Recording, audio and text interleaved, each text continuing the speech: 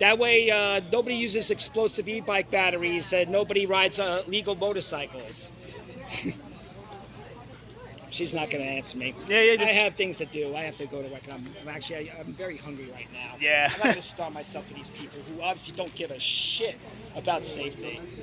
They don't give a shit about public. These people are transportation nihilists. They part of Nihilists. they part of TA, by the way. You know that, right? Oh, of course. Oh, freaking course. They're part of TA. Transportation Alternatives has HC captured every one of these people, officials.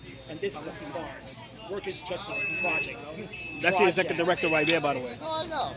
I like how it's a project. It's not an actual movement. It's a project. It's not even a non-profit. Yeah, non-profits. They funded by the third Justice, around the word third Second New England, Yeah, Boston-based nonprofits. I remember. Crazy, right? Have a nice day, Councilwoman. Say hi to Brad Lander for me. Tell Brad Lander and his wife to stop exploiting the homeless crisis. Better tell him. City for sale.